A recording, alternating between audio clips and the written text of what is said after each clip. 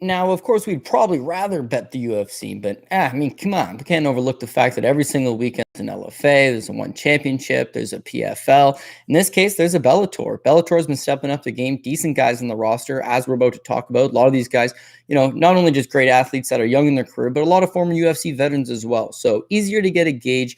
I feel like Bellator has a clear narrative as well. You come in, they're paying you decent money. You're either a D1 All-American, you're somebody who wrestled well collegiately, you're out of AKA, you're out of ATT, you're somebody's younger brother who's famous. And the flip side to the other guy, he's coming in from the Midwest. He's got a journeyman type record. He might be out of Tennessee. This might be his first time fighting under the bright lights. Does it always happen that the favorite wins? No. But it's a little bit easier to gauge in these spots. So we got Bellator 259 coming up. We are officially breaking down the Bs. And again, I mean, there's just so much more MMA than the UFC. And what we can do here is that if you don't feel super confident about a UFC card, you can always sprinkle certain spots here and there. So let's jump into the action here. Again, we've got a ton of huge favorites, but they're kicking off their prelims with Alexander Shably versus Alfie Davis. Shably's another one of these guys. He's just like an ATT killer. There's a clear narrative on who's supposed to be the better fighter, but I don't know it's necessarily going to play out as big of the odds. We've got minus 465 on Shably versus plus 370 comeback on Alfie Davis. So Shably, he's only 28 years old, starts off his career in Russia. He's now full team out of American Top Team. And if you go and you look at any of the stuff on him, he's in there routinely with Jorge Masvidal, Dustin Poirier, a fellow countryman, Movsar Evloev. So 100% this guy's getting in some quality training at the highest level. He turns pro at 17 years old. He's 28 now, so 11 years under his belt. That's a lot of experience, plus a 19-3 pro record. Ton of experience for a 28-year-old fighter. But again, gets as far as he can in the confines of Russia and now has left there, comes over to the U.S. He's initially rumored to sign with the UFC. He's managed by Ali Abdelaziz. He's got a UFC contract apparently in hand. For whatever reason, not sure if it was a visa issue, not sure if they just got so many other scary Russians in the UFC, and his name didn't end with an OV. But the UFC passes on him, and Bellator is quick to sign this guy up. So he's got a lot of good stuff coming from him. He's also in the 19 pro wins and 89% finish ratio. He's got 10 KOs, 7 submissions. He prefers to get this done. So Bellator doesn't really offer a whole lot of over-under props, and this being buried on the prelims, you're not going to get an over-under prop here. But regardless, it seems like Shably likes to finish the fights inside the distance, whether that be by knockout or submission. Not one of the guys that wants to fight deep into the fight. The one knock on him, because so far it's like, oh my God, too good to be true. He's training at ATT. He's a scary Russian, 19-3 record. Look good on the regional scene, picked up quality victories, managed by Ali Abdelaziz, was supposed to sign with the UFC, now he's with Bellator. They're looking to push him. Clearly the A side, almost a 5-1 favorite. So it's like, well, what's the one thing that could go wrong? And I guess it's that he hasn't fought in 17 months. He's been on the shelf. Again, hasn't fought since 2019 when he was initially rumored to fight for the UFC. That whole process falls through, takes time, signs with Bellator. Now he's officially making his debut for the promotion.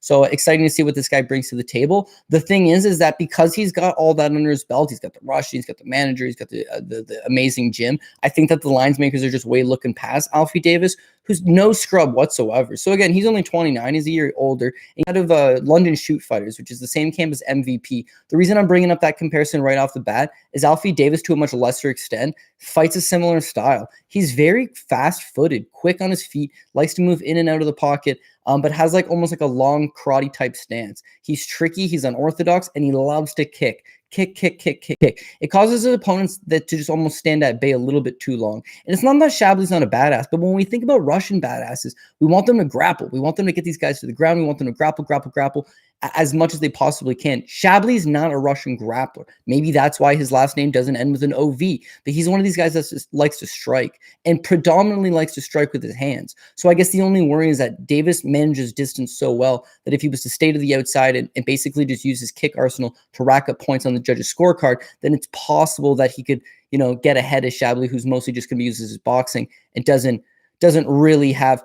There's the other problem. So Shably mostly just uses his rudimentary boxing, just keeps it simple, but he's got so many knockouts that it works for him. So another thing going with Alfie Davis, because he's a huge underdog, we want this guy to crumple over, we want him to roll over, is that he's never actually been knocked out. So he's got a pretty good chin on him. And he's fought in a decent level of competition. So even though most guys haven't heard of Alfie Davis, he's been fighting on the Bellator Euro Series for a while now. He's actually 5-0 for the promotion. He did fight once for KSW and lost a split decision over there to the hometown guy. So again, not a terrible account for himself. And, he started off as a kickboxer. He was like a European champion kickboxer. By his account, he took his kickboxing career as far as he could in Europe before realizing there's nothing more to this. So he switches over to MMA, and he's been having a lot of success. He's on a good win streak right now. Again, as I mentioned earlier, trains the MVP, mimics that kind of style, and that style is hard to gauge. So Shably being off 17 months, if he comes in with a little bit of ring rust, his timing's not quite there, and he gets off to a slow start, it'll look closer than what a 5-1 favorite should look like. So last but not least, Alfie Davis, from the tape that we do see on him, is that he's really weak off his back. So Shably, like, if he did mix in a little bit of wrestling, if he did choose to get this fight to the ground, that would be the easiest path to victory. We just haven't seen enough of him of that on his regional tape to suggest that he's going to continuously go to a wrestling heavy attack. And therefore, if he just keeps this striking, Alfie Davis will probably last the decision, again, never been knocked out. And the decision will be closer than what a 5-1 favorite looks like. So officially, I'm going to pick Shably. Not sure if when I tweet out the picks officially right before the fights, if he's a top ticket kind of guy. At 5-1, he looks like one. At 19-3, Scary Russian out of ATT, managed by Ali, looks like a top ticket guy. I think people are looking past Alfie Davis a little bit. So a little bit of buyer's beware there. Moving on to the next fight of the card. This is how you know Bellator is getting legit. The prelims are getting stacked. Last fight was legit. And then you get Brett the Pikey Johns versus Danny Sabatello. I don't know if this is going to sit, well, like once fights start. Like, I know that they kind of had sent out their rundown. To me, it doesn't quite make sense, but it's stacked. And they know a lot of people are being watching the free stream online on YouTube. So maybe they're trying to push some of these big signings over on that platform before letting them debut on a main card. Not sure the reasoning. Doesn't really matter. It's a great fight. Brett Johns, he was 6-2 in the UFC. This guy was, 5-2 in the UFC. And he was good there. He was legit. I mean, his only losses are to Pedro Munoz and Aljamain Sterling. And both times, I mean, doesn't get finished, shows a lot of grit. There's a lot that you can like about his game. Judo black belt, training out of Wales. He's also got that wrestling background as well. And, they call him Brett the Pikey Johns because if you go back and you watch the movie Snatch, you see Brad Pitt's character, you see all the Pikeys hanging out. It's like, these guys are tough. These guys are tough, and they're tough to knock out. And he's exactly like that. The only guy that's ever really, really, really hurt him is Pedro Munoz with the leg kicks. And again, with Brett Johns fighting that upright stance, very heavy on his feet with his boxing, the leg kick is going to be there. That's obviously something you got to worry about in all of his fights. But as we'll get to Sabatello, he's not really a leg kick guy himself. But Pedro just completely chews out that leg. And never once does Brett Johns ever quit. Never once does Brett Johns ever look for the way out. He's dropped from these leg kicks multiple times. Every time he gets up, perseveres, eventually loses the decision. But as far as betting on someone who's going to fight for your dollar, Brett Johns is that guy. Why the UFC didn't keep him, I'm not sure. Now, keep in mind, 135 pounds is the best division in the sport, bar none. They've got so many good guys in the division already that Brett Johns, he was 5-2. His contract came up. He wanted a little bit more money. They balked on it, and we're just like, you know what? We've got enough contenders as it is. We're going to let you go. More of a decision guy, and that's fair from the UFC standpoint. They want entertainers. Brett Johns, more of a decision guy, but a talented division guy. You go back to watch the fight with Tony Gravely. The scrambles in that fight just tremendous. Cardio really does check up in that fight. So we know he's got cardio. We know he's got durability. We know he's got the judo black belt plus some wrestling. We know he's got a cast iron chin. His boxing is a work in progress, but definitely coming around. And what you see in a lot of these guys from Wales is they do have good hands, but they come at you. They come at you, and you might land a couple better punches, but they're going to stay on you. They're tenacious, and they eventually break you down over time. So he's coming into the spot initially against Matus Mata. Ultimate Fighter veteran, UFC guy, most people might remember. Mata pulls out on a week notice, and now we get Danny Sabatello. So the line's currently Brett Johns minus 240 versus comeback on Sabatello up plus 200. And again, we know what we're getting out of Brett Johns. Sabatello, meanwhile, maybe he's floating under the radar. I think that this line's very, very fair if you're a Brett Johns backer. It's nothing against Danny Sabatello, but A, he's taking the fight on a week's notice, and B, does present a huge step up for him. So he's 28 years old, and this, again, does mark the biggest fight of his career. And he's one of these guys, he's from Illinois, he's from Chicago in particular, and then he packs up his bags after college wrestling career, goes to American Top Team, and he's made a ton of improvements since being there. While back in Illinois, he was a two-time state champion in high school, had 152-13 high school record, and was a top 15 recruit nationally going into college. Wrestles D1 at University of Purdue. He's a three-time NCAA tournament qualifier, never an All-American, but a tournament qualifier, still pretty good, 3 times at the University of Purdue. Becomes one of the better wrestlers to come out of that program since, I guess, John Fitch was a Boilermaker back in the day. But all good, right? Finishes college, maybe a chip on his shoulder, didn't become an All-American, didn't become a national champion, didn't achieve that level he wanted to, even though he was a really good wrestler. So that's when he packs up and goes to ATT. And so far, so good. It's been really good. He's been only fighting professionally for 3 years. But I mean, his wrestling's just too much for these guys. He's routinely going out there, grounding them, taking them down, striking, working on it. You know what I mean? He's got Matt Brown as one of his main coaches. So that in itself shows that ATT's got enough faith in the kid to give them the A-class coaching staff. Because, I mean, let's be real. There's a lot of coaches at ATT. They're giving you the A team. They've got faith in you. You get those B-level, C-level guys.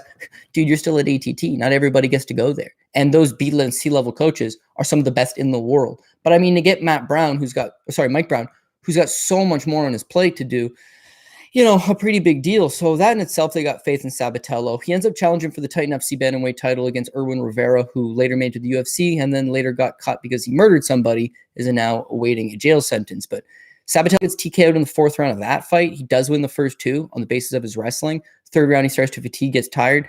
No, still a close round. And then the 4th round, dropped from a body shot.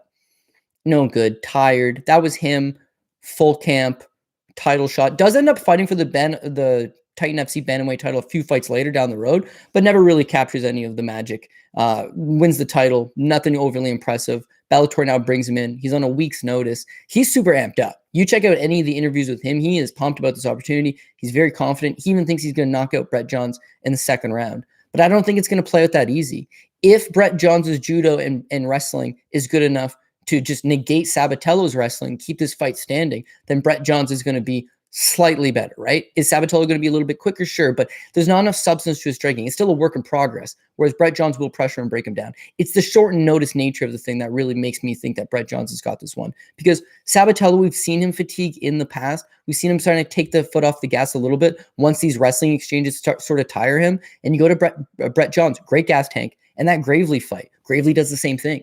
Gravely overexhausts himself in all these scrambles and all these wrestling exchanges that once he tires out, Brett Johns just takes over. And I would expect very much the same thing here. Bellator also does not let you live bet, but this would be a good live betting opportunity. Sabatello's probably competitive in that 1st round, maybe scores a couple takedowns. I just don't know that he's consistently going to hold down a guy and eventually a guy of Brett Johns' stature. So I guess last thing I want to throw in there is Danny Sabatello did fight on Dana White's Contender Series. He won 30-26, 30-25, 30-24. Wrestling heavy performance, just cruises, doesn't get a contract. Probably the only guy to ever get a 30-24 on the Contender Series and still doesn't get a contract. Just because he's very one-dimensional still. And if you're going to come to the table with this one dimension, you're still going to win fights. Just not against the Brett Johns of the world. You're going to need more than just one facet of the game. So I think Brett Johns is able to pull that one through. The fact that it was at 290 and it's like, okay, fair enough. Now it's 240. Seems way more digestible, I guess. It's something that I could handle a lot better at 240 than at minus 290. But maybe after seeing weigh-ins, people are fired up on Sabatello because he's certainly fired up. So moving on, I guess I'll try to get through a couple of these ones quicker. I could certainly get through this one quicker. Leah McCourt versus Janae Harding. Leah McCourt actually missed weight today. I don't know how I feel about that one. So McCourt, 28-year-old out of SBG Ireland. She's a single mother. She's super proud about that. All over interviews, she kind of mentions it. She's a judo black belt before transitioning to MMA. She's won the IMAF twice. So it's the amateur, basically like the Olympics for the amateur. The amateur MMA is not in the Olympics. So their version of it is this IMAF tournament. And she's won it twice, gold medals both times, the female division. So there, she's had as good of an amateur career as you could possibly have. Turns pro and gets TKO'd, but the girl that TKOs her in her pro debut for Cage Warriors is a 2-time Olympic judoka. So, I mean, tough task. And then since then, she's won 4 straight. So since then, she's kind of got the ball rolling. Her grappling is good. Her last fight in particular, I mean, you see her go out there, get her opponent, press them up against the cage. She's able to peel them down at some point. And then once the fight hits the ground, that's kind of her domain. She's currently 3-0 for Bellator now. She's a BJJ purple belt. And she was also a IBJJF world champion as a blue belt. So here's someone who spent a lot of time working on her grappling. But worrisome is that even before the fight, pre-fight interview, she mentioned that because of the pandemic, single mother, keep in mind, she's had to do all the homeschooling. And she says it's just thrown off her schedule completely. She's found it very difficult to train. So then to see her come in today and miss weight, it's like that's going to be a problem. The missed weight, the extra pounds, that favors her because Janae Harding's pretty one-dimensional boxer, kickboxer. She's actually Janae Harding is 1-5 as a pro boxer. Flamed out from a not so successful kickboxing career, is 7-5 She claims, I think, 6-4, but I say 7-5 because her 2 amateur fights like predate her pro debut. So regardless, 7-5, but her ground game's a serious problem. She does get decent size for the division. She's a good striker by MMA standards, clearly not by pro boxing standards or pro kickboxing standards. But against the low level of strikers she's fought, mostly in MMA, she gets away with it. She's only 26. She is improving. She's getting better. Again, good size for the weight class.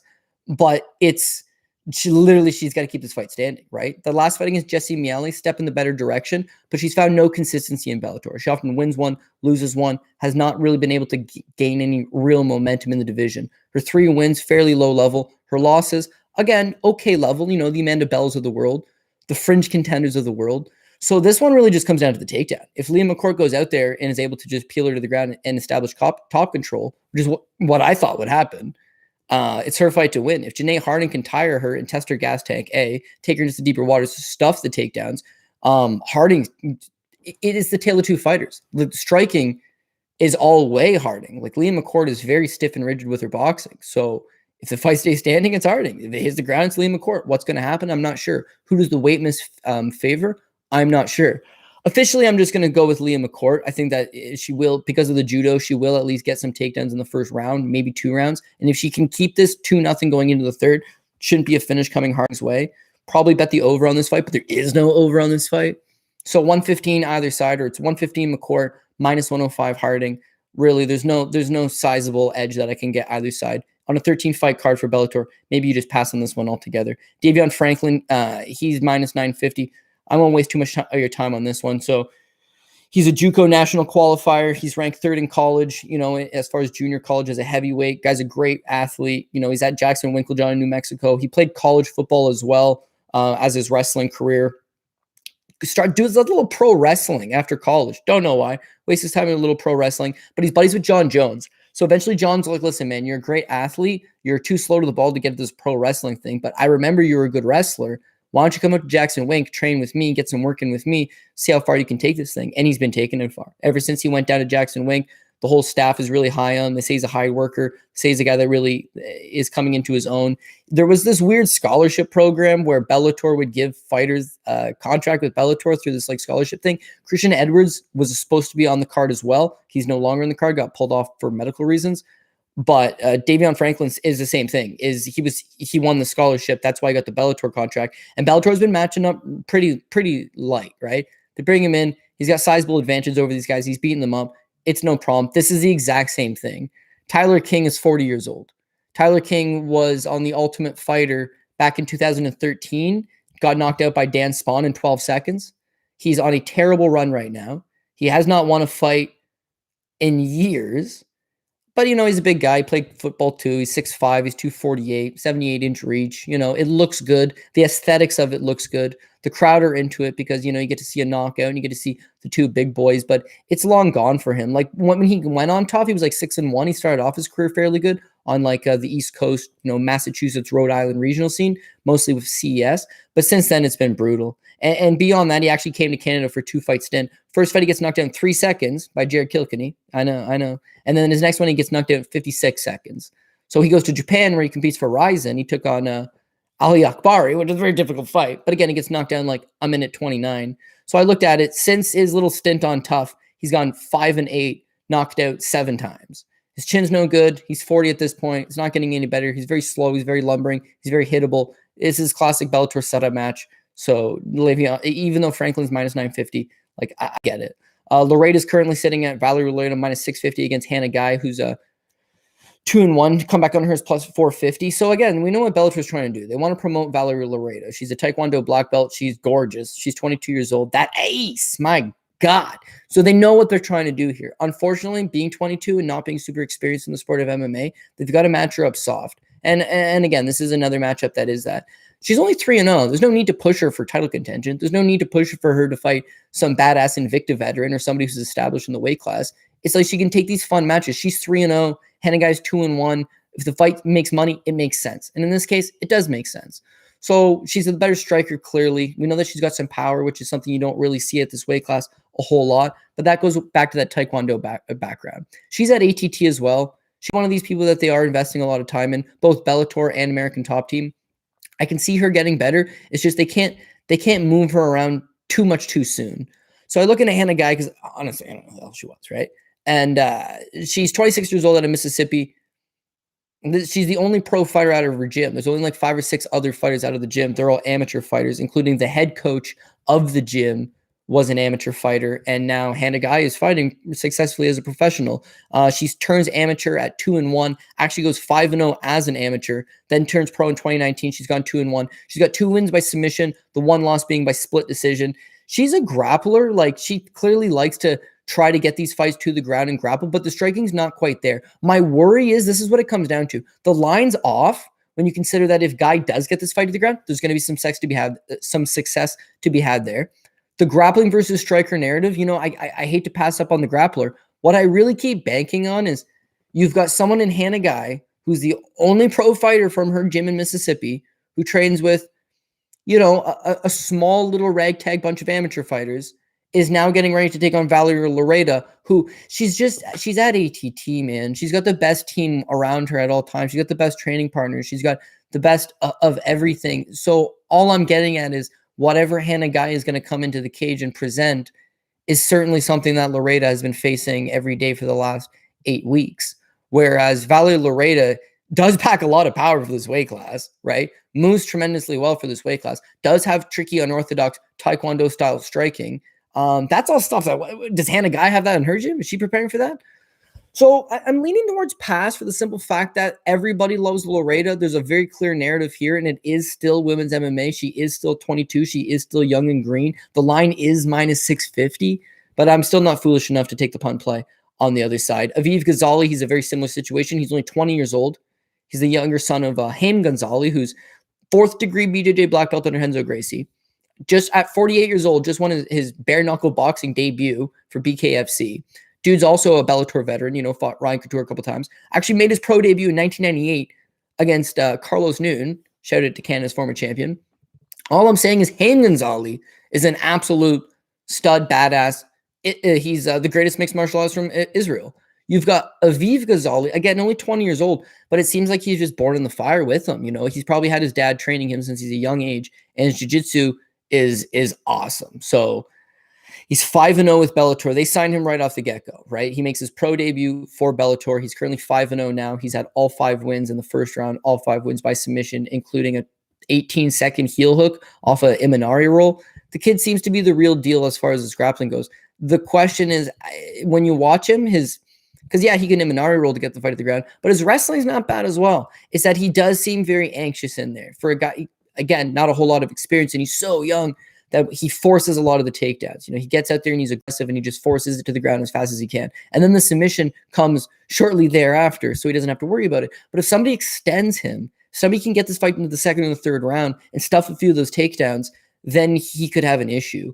It's not that he can't strike, it's that he hasn't shown you a whole lot of his striking, because it's all strike, into immediately shoot into a clinch. And again, when you see him in there, he's not one of these guys that's taking his time and processing it and figuring it out and then making a plan. There's no feeling out process. He just rushes the action as quick as he can. So now that he's 5-0 with 5 first-round submissions, at some point, Bellator is not going to let him lose, but they're going to look for somebody to at least get him to the second round, get submitted in the second round. Get somebody that can maybe take him to the third round. Take somebody who's never been submitted before. See if you could submit them. Like, eventually the tasks are going to have to get more challenging. And at one point, does he run into somebody? And this might be the case in Sean Felton, who basically comes in here, not a whole lot known on him, but scrappy guy. I mean, he was a good amateur. He's like 11-2 out of the New York regional scene. Guy originally out of Buffalo, turns pro, actually beat Tom Theocaris, which is a Canadian, and actually goes 2-0 over Canadians to start off his career. But it just seems like it's kind of faltered out a little bit since then. The one thing he's got going for him is that as far as they need somebody who's going to have some durability, Sean Felton seems like he has some durability. He's never been submitted. In fact, he's never been finished. Dating back to his amateur career, he had been submitted his very first fight. That's 2013. It's 8 years ago. He got submitted in an amateur fight, his first one ever. And then after going 6-5 as an amateur, turns pro. And I mean, he's been a pro fighter for 4 years now. He's fought in a decent level of competition. He fought Anthony Romero, who people might remember from Contender Series. Recently just won his LFA debut as well, but is an undefeated Canadian prospect. He went the distance with him and lost that fight. A lot of these fights are going the distance. And that's, I think, the key here for his path to victory is that he's a guy that routinely goes, last 4 fights got the distance. He's a guy that routinely gets 2-3 rounds of work in, hasn't been submitted yet, hasn't been submitted officially since an amateur fight 8 years ago. Maybe, just maybe, he's able to extend Aviv Ghazali out a little bit and take advantage. But I'm riding the Ghazali hype train until they give him somebody that I really am confident that can stuff these takedowns and out grapple him. He's just too slick. You make one mistake and he's on your back. You make one mistake, he's got a triangle choke on. You got one mistake, he's going to attack your leg. Even the nature of that heel hook, like to see his opponent think for a second, like, I think I'm okay, and then try to roll, and then right away just wince in pain. This kid's not just looking to get the tap out. He's looking to end the fight very fast. So you got to be on your toes. Felton hasn't fought professionally in, like, I think it's 19 months. He has not had a professional fight. This Ghazali kid's on a roll right now. So that's why I ended up going with that one. Moving on. We've got Fabian Edwards versus, I'm way off here. We've got, I think it's Sumika Inaba versus Christina Katsikas. This is another fight you're probably going to want to pass on. Inaba's 30. I know she's only 1-0. Seems like she's a prospect. She's 30-year-old Hawaiian fighter. Again, she's another mother. Her boyfriend also fights professionally. He's signed to one championship. Starts fighting in 2012 just to kind of get in shape. Starts training, I should say. Starts fighting amateur in Hawaii between 2014 2019. Goes 6-1. It seems like she likes to grapple predominantly. Her striking, it's not bad, but she doesn't show you a whole lot of it. She prefers to just get into the clinch right away, press you up against the cage, and that's where she has her most success. So again, a lot of young prospects, I don't know that I would consider her a young prospect. She's 30 years old. She's a little bit stronger and a little bit more refined than you're going to get from a lot of these 1-0 type fighters. And I guess I'm okay with what I see. So she signed to the UFC. She signed to Bellator. She made her debut last year in 2020, and it's the same thing. Like, she strikes for a small period of time, but she just clenches up, gets you right up against the cage, presses you there. She's strong. She's physical. There's not a whole lot of area, not a whole lot of space. And she's really good in the dirty boxing clinch. She loves these short knees to the body, short knees to the thigh. Good with the single collar tie. Good with these just small chipping shots. And then right at the end of the first round, there's like, I don't know, a minute left in the round. She gets this trip takedown, gets right into mount, and TKOs the opponent. Good little solid debut for her. A Bellator, I wouldn't say there's something there, but she's good looking. She's half-foot marketable. You match her up decently. There's going to be a good little run in here. But as much as I do think she's the favorite, minus 580 is the price tag versus that 440 on Katsikas. Again, I don't want to be lured into putting one of these big favorites on my parlay and then having my parlay busted. So Katsikas is just an absolute bulldog. Like, her nickname's the meat grinder, and she very much has earned that nickname. I believe she's at a Portland or so she's at a South Shore sport fight. South Shore's produced a couple UFC veterans to this point, and they're all very, very grapple heavy, grapple-oriented guys, going to go out there, strong, physical, like to grapple. Cardio, not so great, but just power grappling. She fits the mold, man. So she's already 30 years old. Again, this is someone who's a little bit further into their career for someone who's only 1-1. But yeah, she's spent a lot of time working on her Brazilian Jiu-Jitsu. As of 2019, she was a purple belt. I'm not seen anywhere if she's been promoted since to brown belt since then. But yeah, again, she spends a lot of time working on gi and no gi jiu-jitsu. She competes on a lot of local Massachusetts regional scene grappling tournaments. As far as MMA goes, there's just not a whole lot there. Professional debut, she loses a split decision to an 0-3 fighter. And by God, striking, non-existent, not there. Wrestling, she's strong. She is very physical. And when she gets you to the ground, she's got good top control, but it's just control. There's no real threat of the submission. There's no real threat of the ground and pound. In fact, she pretty much just keeps in half guard the entire time and grounds her opponent. After 3 rounds, judges ain't impressed. In fact, they look at the 0-3 opponent as having fought the entire time, landing the better strikes, trying to finish, and even chipping away with some small attacks off of her back. So they end up giving it against Katsikas, who loses her debut. Next fight out, goes right back to the same game plan, only she does look a lot better. Her wrestling did look a little smoother. The striking doesn't strike for a whole lot. It's just the footwork, the movement. She just looked more comfortable. Gets the fight to the ground, crowds her opponent. And again, ground game just too much. And so now she's been off for a lot of these guys and a lot of fighters on this card, I should say, been off for like 16, 18 months. She's another one. Has she made a lot of improvements in that downtime? I don't know. With that one-dimensional game plan of, if I get a hold of you, I can power you to the ground. If I power you to the ground, I can just lay and pray, wet blanket my way to 2 of the 3 rounds and potentially squeak out a decision. That's enough for me to say I wouldn't want to bet it at 580. I think Inaba probably keeps the fight standing, chips away with short strikes from standing, tires are out down the stretch, maybe lands a few better strikes. But 580, I need to walk in the park. I need to know that this is going to be smooth sailing. It's just not enough there. Grant Neal, he's minus 260 against Tyree Fortune. I'd say that's probably the best play on the entire card. I say that because every other play that's good is minus 500, minus 600. Cyborg in the main event. It's like 14-1. At least with Grant Neal, this is someone that probably should win this fight, and he's only lined up at minus 260. Money is coming in on him, so probably going to want to get on that when you can, if you choose to tail and you want to jump on it. Again, so he's 25 years old. He's at a Genesis Training Academy in Colorado. The guy's a good wrestler, man. He's a 2-time Colorado State wrestling champion in high school. You know, big body, very good athletic guy, wrestles in high school, ends up going to Colorado State University Pueblo on a D1 or on a D2 scholarship, but for football. He was a good high school football player as well. Goes to college for football, ends up winning a D2 national title in football in university for the Raiders. So it's just like, damn, man, pretty solid. Like, you know, a good athlete all around. Doesn't really wrestle collegiately, wrestled in high school, 2-time state champ, but pursues football in college. It's during that college football career, in 2015, he gets accused of rape, right? So as it goes, apparently it ends his college career, but as it goes, he apparently got with a physical therapist, one of the female physical therapists on the team. His version of the events is that he takes her on a date the night before, gets a blowy, and then like a week later ends up having sex with her. She ends up saying it's non-consensual. He does not get charged in the end. Neither party got charged, but he does get his athletic career is ruined. You know, he gets released from the university, doesn't play sports after that, and it's just like great athleticism that's kind of faltered away. So what do, right? He waits around 2 years. That's 2015. He gets accused of that. In 2017, he decides to fight amateur, and he goes 6-0 in 1 year alone as an amateur. So this is a very good athlete that wasn't given the opportunity to pursue his. I don't know the details. I don't want to say not given the opportunity. Maybe he's a piece of shit and I don't even know about it.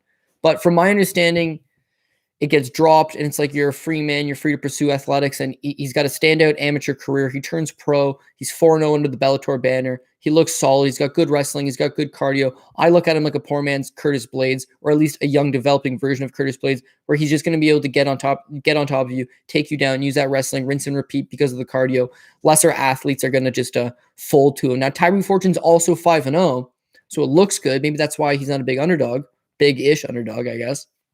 But there's just not enough I see out of him. You know, he was 12-2 as an amateur, but whereas you got one guy fought as an amateur for 1 year, won 6-0. You got Fortune here who spent 4 or 5 years as an amateur, 6 years as an amateur. Sorry, it's 4 years as an amateur, going 12-2. Turns pro, and then it hasn't been great since then. So he's currently 2-0 for Bellator. Again, it all looks good. But if you go back and you watch his last fight against Chuck Campbell, he wins a split decision. Man, I don't know. Like, Chuck Campbell, there's no output out of him. He literally just stands there, stares at you, and throws minimal to no strikes. The strikes that he is throwing seem to have no pop, no real generated power. He does enjoy the leg kick a little bit, but again, it's not a game plan that he's sticking to, and there's just not enough out of there. He's not trying to wrestle. He's not trying to do anything of that nature. He's out of American top team Portland, so Oregon. It's not the ATT Coconut Creek. But no resemblance of no real grappling, right? He's just kind of just going through the motions in the fight against a guy that he should have easily overmatched in Chuck Campbell. So they ended up giving it a 29-28, 2 scorecards for him, for Fortune, 129-28 the other way for Campbell. You can make a strong argument for Campbell. In fact, if you go and check online play-by-plays, a lot of them gave it 30-27 for Chuck Campbell. So that's his last fight. It's against a middling level of opposition. He does not look good. I don't know how much he advanced beyond this, but he's bad with his back against the cage, and he's a low output guy. So I can't get behind that. I think Grant Neal is going to go out there. He's going to, again, poor man Curtis Blades him, get the takedowns when he needs to, but at the very least, press him up against the cage where it doesn't look like Fortune's particularly comfortable. Another path of why he lost that fight, in my opinion, to Chuck Campbell is just he spends 3 minutes of every round with his back against the cage with no ability to get off of it. So, yeah, I got to go with Neal. 260 looks good to me. Nate Andrews, 350 against Sadowad, plus 290. They're both 37 years old. You got Sadowad's the most tenured guy in the Bellator roster. He's got 22 fights for them. He's got 11 wins, 10 losses, and a no contest. He's winless in his last 5, including 4 straight losses, and then the most recent, which is the no contest due to a groin strike.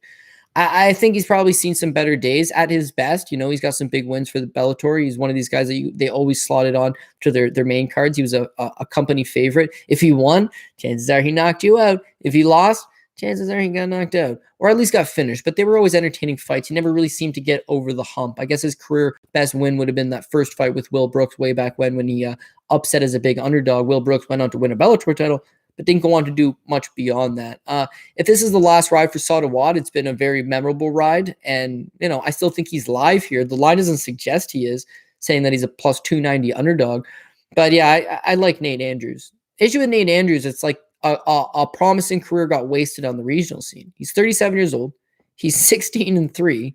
He's 15-1, okay, on the regionals for CES MMA. He's their lightweight champion. He's a bona fide badass. He is a absolute legend of the Rhode Island, Massachusetts regional scene. The guy is bona fide. And why Bellator never came calling, I don't know. And why the UFC never came calling, I don't know. But at the age of 35, after a 15-1 career with 15 wins by finish, what more could he have done? After all that time at 35, they bring him into PFL. The first fight against Chris Wade. Come on, tough fight for anybody. You know what Chris Wade's going to try to do. Point-style fighter, good wrestler, good cardio, and the judges seem to love Chris Wade over there because he just always gets these close decisions, and he loses a decision. Next one out against Rashid Magomedov. What? This is a tough run, but hey, you're going to go with this kind of regional show career, time to step up. And he does, man. He beats Rashid Magomedov. Looks good in the fight, too.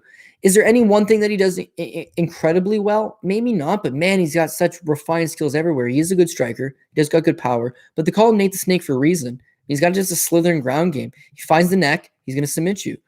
Rashid Magomedov is actually the first guy to not get finished by Andrews. It's Andrews' only decision victory. And then what does he get reward for? 1-1 in PFL now. He gets another fight with Chris Wade. Loses the majority. Closer fight this time around. And then they cut him. Like shitty run, man. Shitty run, not because of his performance. Shitty run, like PFL did him no favors. He fought two of their best guys, right? He had to fight one of them twice.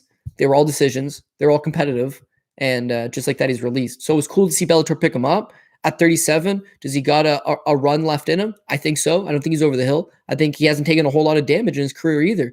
But he needs to go out there and put Sadowad away. And minus 350, the odds makers are believing that it's possible. His record certainly suggests that it's possible. But man, I wish I could live bet it after the first, because I think Sadowad's going to be very competitive in the first. I've seen Andrews on a lot of his fights in the regional scene drop the first round, call it a slow start, call it he's just figuring it out and kind of getting his timing and his rhythm, but he's very much dangerous in the second and third. And Sadowad's the polar opposite. He's very, very dangerous in the first, kind of falls apart after that. So I think that's going to be the case here. Eventually, Andrews gets the job done. Not going to be a top ticket guy, not going to be way up, high up, but I think Nate the Snake gets back on the winning track and gets the job done. Christian Edwards' Ben Parrish got canceled. What a waste having to tape study that one, but doesn't matter. Christian Edwards is going to steamroll him. Jaleel Wills versus Macon Mendonca. This is actually the closest fight lined on the card. Originally, Jaleel Willis was like minus 155. He was the opening line favorite, but since then, it's like the money's definitely come down on Mendonca, who's now sitting at basically minus 110, kind of even money both sides. Jaleel Willis can win this fight. I'm kind of almost tempted to pick him if anybody. Pass is your best scenario here, but if you're trying to get into some deeper plays, or you just having a little bit of action on each side, he's way faster. It's that he's just a decision machine. All of his fights is just decision. Never wrestled in high school, never wrestled in college, never took boxing, never took kickboxing. He working at a t-shirt stand at an MMA fight, and the announcer's like, hey, we had somebody fall off. Does anybody want the fight? And he's just like, takes the fight and wins it. Goes on to have a decent little amateur career, turns pro, and he's having a good pro career too. Former LFA champion. The thing is there's not enough substance behind him. He looks like a great athlete. His movement's really good. He's sharp. He's got a good jab on him, but he wins his fight just on the basis of the jab. He just jabs, stays the outside, jab, jab, jab, jab, stay the outside, jab. Not a whole lot of urgency, not a whole lot of much there. I mean, again, he doesn't really have a wrestling background, and you'll notice that because he's not continuously trying to get to the wrestling. He just kind of stands, jabs, goes through the motion, jabs. You go to his record, because again, he's a former LFA champion. He initially signs with LFA and loses to Kyle Stewart, who made it to the UFC. Didn't do great in the UFC, but still a UFC veteran, right? Wins the next fight, TKO for LFA. Harvey Park knocks him out in the first round. At this point, things are not looking good, but he does get going. Beats Dakota Bush, who's in the UFC now, a couple journeyman opponents. It's his Vinicius de Jesus fight. So it's 2 fights ago. It's for the LFA title. That's his title shot. And it's a 5-rounder, and nothing happens, man. I mean, nothing happens.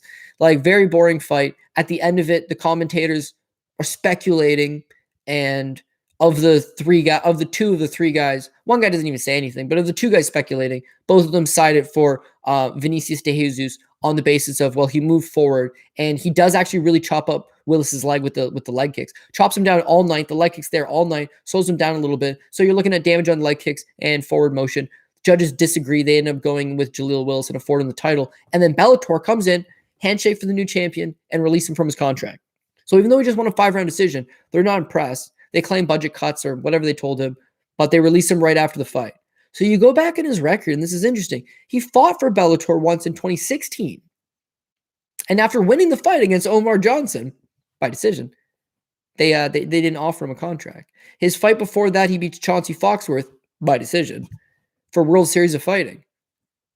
And they didn't offer him a contract. He's very underwhelming. All the major promotions he's fought for have not offered him a contract at the end of it.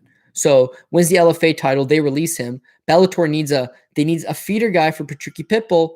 He's Patricio's brother. He needs a layup. So what do? They bring in Jaleel Willis. The fight falls off. Patricky ends up getting rebooked, and he ends up losing to Peter Queally. But yeah, that gets fallen apart. Well, now he draws this Mark Lemminger. The fight with Lemminger, the first round, it's classic Willis. He's using the jab, but there's not much beyond that. There's not much substance beyond that. The second round, he goes for like a botched takedown. Lemminger ends up on top. Lemminger dominates on top.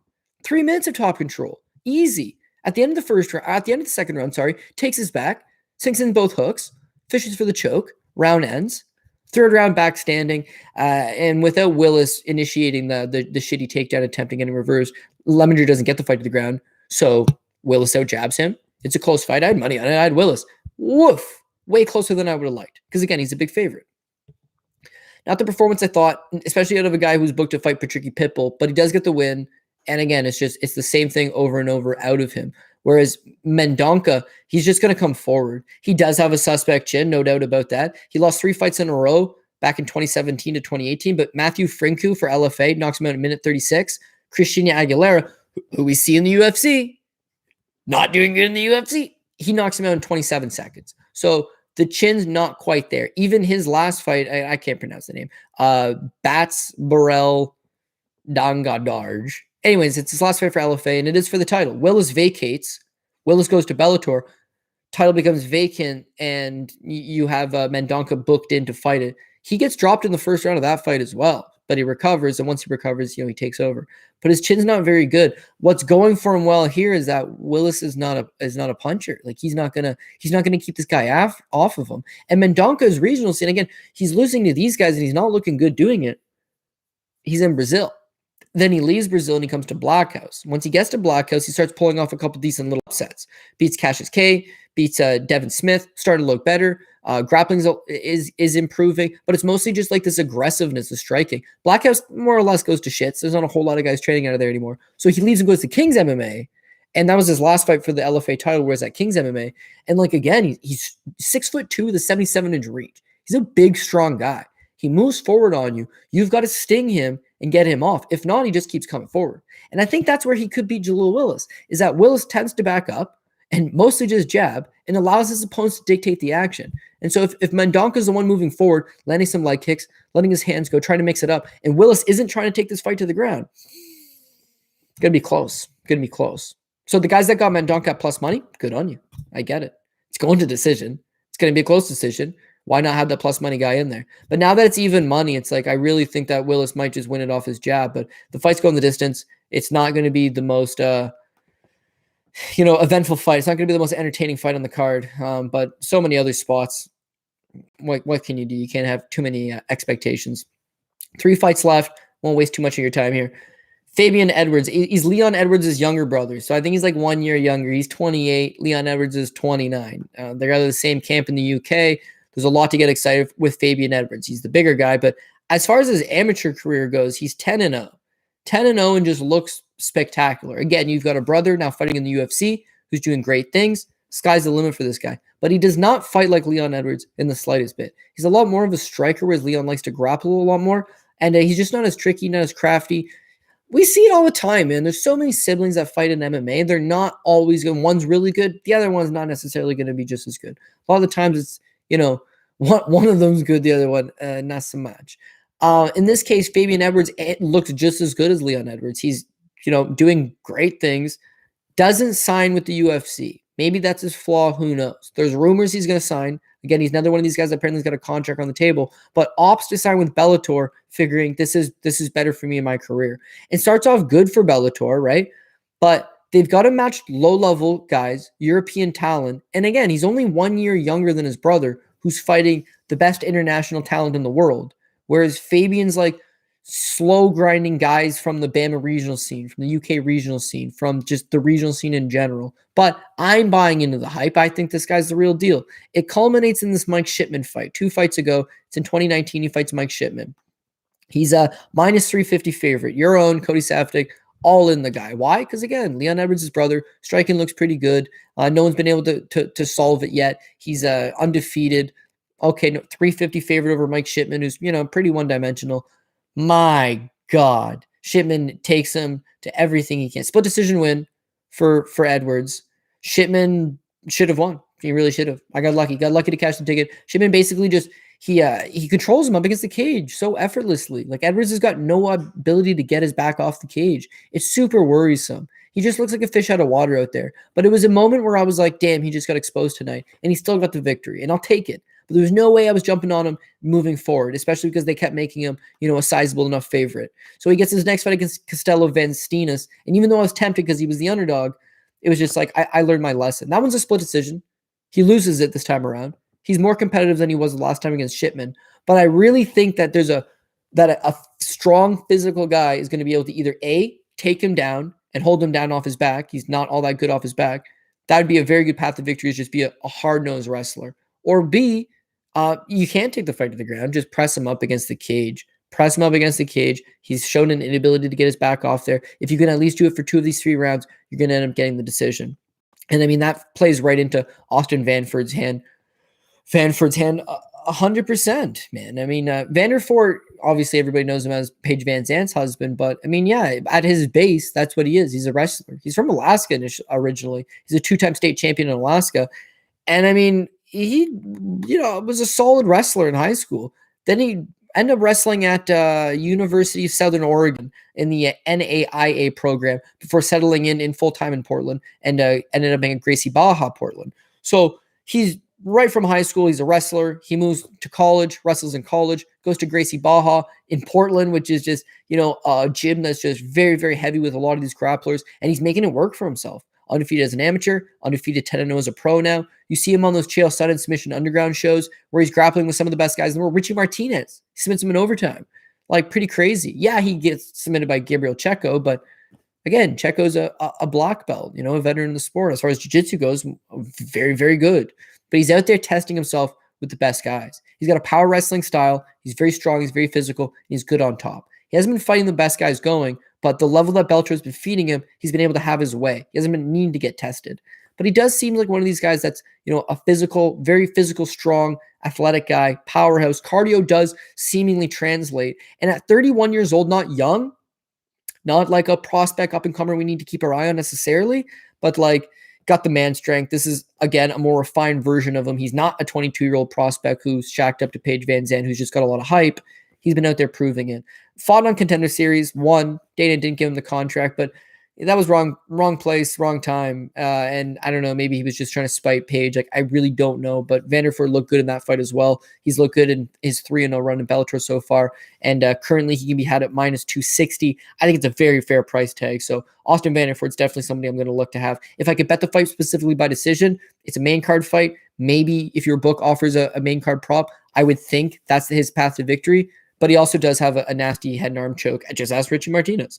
And if he was to slap on something like that, I guess it could be an inside the distance as well. Regardless, Vanderford seems like he's one of these guys that I'm going to end up parlaying on Twitter. So stay tuned for that one. Caldwell versus Leandro Higo. Higo missed weight today. Basically, it's a rematch from 2018. Darren Caldwell was able to win a first-round submission. if you don't know Caldwell by this point, like, I don't know, you're not a fight fan. All those other fights that we've just talked about, I had to research them too. A lot of these guys, I don't know who they are, or at the very least, I need a refreshment. But Caldwell's pretty bona fide, you know. His high school wrestling career, he's won 48-4. You know, he's a huge signing to go to North Carolina, where he ends up winning the 2009 national championship D1 program. He's the man. Could have gone to the Olympics. Injury sidelined him, so he comes to MMA, and he's been the man. He's been a former Bellator champion. He's got a knack for getting caught in submissions. He's got a knack for putting himself in a bad position, but the talent is certainly there. When he fought Higo the last time around, 2018, 3 years ago, yeah, I mean, he just has his way, rather effortless with Higo. And Higo's 31 now. Caldwell's 33. They're not that far off. Higo, he's with the Pitbull brothers. He's won his last 2 fights by submission, but I don't think his submission game has improved that much since the last time they met for that to be his path of victory. Knocking out Caldwell, okay, that's on the table, but Caldwell doesn't give you a whole lot of time to stand and knock out with him. If he wants to take you down, he's going to take you down. And if he wants Higo down, he's going to take Higo down.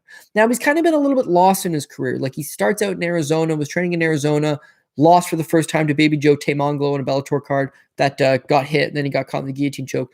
Leaves and go to Alliance. And I thought the Caldwell that goes to Alliance MMA, that'll be the real coming out party. That'll be the guy that shows the world what he's all about. He was good. He was better. Still something missing. Now he's at Sanford MMA, and I really do feel like he's starting to come into his own. So does get submitted last time out against AJ McKee. But 1, dude, what a submission.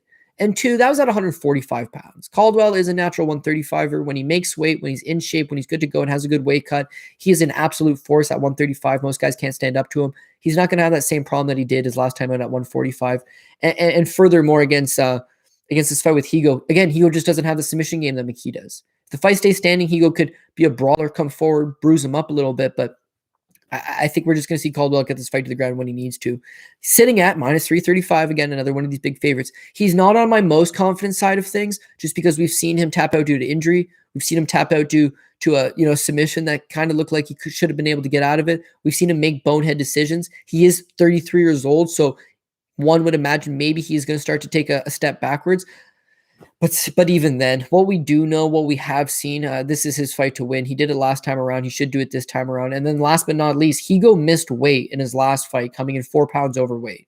The Bellator, they slap him on the wrist. They say, don't do it again. The fight goes on. Higo ends up getting a second round submission, where he gets a submission, gets the victory. Coming around this time, it's very important that he comes out there and he makes 135 pounds, but he misses weight, coming in a pound and a half over. So to me, it's less of a miss than the last time, but it was important to him. Having just missed weight the last time for Bellator, not job's on the line. He's won his last 2, and he's buddies with the Pitbull brothers, so they're going to take care of him, but my reputation's on the line. And I don't want to get forced up to 145, where I'm going to be severely undersized. You don't want to go down that road. So, he tried to make weight, and he didn't make weight, which means it was a bad weight cut. And that's just, again, not going to help out when you're taking on Caldwell. I see Caldwell, a little more money's coming in on him since the weight cut miss. So come fight time, he could be even larger. And then last but not least, we got another rematch in the main event, Chris Cyborg versus Leslie Smith. This fight happened in 2016. It's Cyborg's UFC debut. She comes into the UFC. The UFC is the #1 promotion in the world. Smartest promotion in the entire world. Dana White, figurehead, great president, knows what he's doing. The marketing machine is second to none. There's a reason why Bellator is the B leagues and the UFC is the A leagues. There's a reason for all that. They know what they're doing. They pay a lot of money for Cyborg. She's a free agent. She's the hottest free agent. They're saying she's the woman GOAT from Strikeforce. She's fighting for Lion Fights. They finally capture Cyborg. Everyone's so excited about it. They bring her to the UFC. They want her to smash this debut. They want her to look awesome, get the win, make everybody excited, and then we're going to sell a title shot right away in that next fight. Boom, plan, mapped out. Who do they call? Leslie Smith. They call Leslie Smith because the style is just matched up perfectly. So you've got Nick Diaz, and then you've got Felipe Carlos. He's thick Diaz, the big guy. Leslie Smith, we've got Chick Diaz. She stands right in front of you. She doesn't really move her head particularly. And she's got this long, pitter-patter striking. Good striking, fun, entertaining fighter, but defensively liable, man. And it's the same thing with Nick and Nate. You know, they tend to get hit a lot. They tend to bust open a lot, but they've got great chins. Leslie Smith has a great chin, but she tends to get hit a lot. We've seen this girl have her ear fall off in the ring. We've seen this girl bust it up. I mean, facial lacerations almost every other fight, but she perseveres. She's scrappy. She's a BJJ black belt. She's an activist fighting for the rights of fellow fighters. Like, you know, what doesn't she do? But she's also now mid to late 30s, getting up there, and they're rematching her against Cyborg. Nothing has changed. The style's the same. The only one thing I could think of is Cyborg tends to just tee off. She doesn't save nothing for the swim home. She goes beelines as fast as she can and gasses herself out. But we've seen her fight 3 rounds. We've seen her fight 5 rounds. It seems like she just keeps throwing. So what's Leslie Smith's plan? Homer Simpson her? I don't know that Cyborg's going to get so tired that she topples over, because Leslie Smith exposed her on the ground with her BJJ. Well, I mean, Cyborg is an internationally ranked black belt as well, who's competed at some pretty big tournaments and done fairly okay for herself. It just seems like she's got her outgunned everywhere. So it's not a good fight for Leslie Smith, but she's got that Stockton slap mentality. She's got that never say die attitude. She's going to accept whatever you put in front of her. But there's a reason why this opened at 10-1. That was the time to jump on it. At 14-1, it's banana peel pricing, where Cyborg might slip on a banana peel and blow at her ACL. Because outside of that, how do you beat Cyborg? Well, Amanda Nunes has shown that it's like one punch power, baby. Catch her, intercept her, and hurt her. Leslie Smith is a volume puncher. If anything, she would have to outstrike Cyborg over the course of 3, 4, 5 rounds and land over 100 significant strikes. That's not going to happen. And if you want to play 1-for-1 with Cyborg, not going to go good. Unless you're Amanda Nunes, of course. So, yeah, I'm going to have to agree that she's a 10-1 favorite. Now that's at 14-1. It's probably going to be a pass. To wrap it up really quick for you, I guess, just because I know I've probably been talking for a while and I don't even know how we've been talking. But Cyborg's a huge favorite. Parlay pieces, I guess you could look at Caldwell. I'm looking at Austin Vanderford. Pass on the Jill Willis versus Mendonca fight. I'm passing on Laredo versus Guy. Nate Andrews should win. Too big of a favorite. Probably leaning towards a pass on that one. Grant Neal should roll here. Samiku Inaba is too big of a favorite. Aviv Ghazali, he's only 20 years old. He's a little bit suspect. Maybe that's the guy that's an apple pie shitter. Davion Franklin's 950, but he should look like a 950 and roll here. Liam McCourt missed weight, but I thought at close. I would say my pieces are Brett Johns, Grant Neal, and Austin Vanderford. Those are my 3 key pieces. Darian Caldwell, a Cyborg to juice. What is he even juicing up there? Then I'm going to add those other pieces to it.